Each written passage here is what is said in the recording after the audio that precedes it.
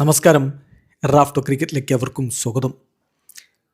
IPL കഴിഞ്ഞാൽ ഉടനെ അന്താരാഷ്ട്ര മത്സരങ്ങളുടെ ആവേശത്തിലേക്ക് നമ്മൾ മാറും. ജൂൺ 6 ആരംഭിക്കുന്ന ടെസ്റ്റ് മത്സരം, ഇന്ത്യയും അഫ്ഗാനിസ്ഥാനും തമ്മിൽ ഒറ്റ ടെസ്റ്റ് മത്സരം, ഓഫ് ടെസ്റ്റ് കളിക്കുന്നുണ്ട്. അതിനുള്ള സ്ക്വാഡ് ഇപ്പോൾ പ്രഖ്യാപിച്ചിരിക്കുകയാണ്. അതിലേറ്റവും ശ്രദ്ധേയമായ കാര്യം, വൈസ് ക്യാപ്റ്റൻ സ്ഥാനത്ത് നിന്ന് ഋഷഭ് പന്തിനെ മാറ്റിയിരിക്കുന്നു. പകരം KL രാഹുലിനെ ഉൾപ്പെടുത്തിയിരിക്കുകയാണ്. KL രാഹുലിനെ വൈസ് ക്യാപ്റ്റനാക്കി. ഋഷഭ് പന്തിനെ വൈസ് ക്യാപ്റ്റൻ സ്ഥാനത്ത് മാറ്റി. പക്ഷേ അദ്ദേഹം ടെസ്റ്റ് സ്ക്വാഡിലുണ്ട്. എന്നാൽ ജസ്പ്രീത് ബുംറയ്ക്ക് വിശ്രമം കൊടുത്തിരിക്കുന്നു.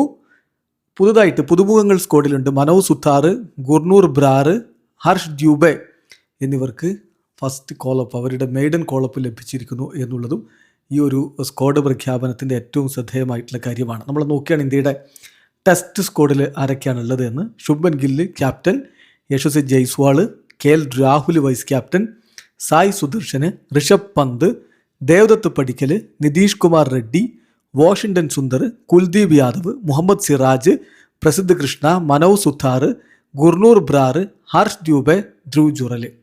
ശ്രദ്ധിക്കേണ്ട കാര്യം, ഇത് WTCക്ക് പുറത്തുള്ള ഒരു മത്സരമാണ്.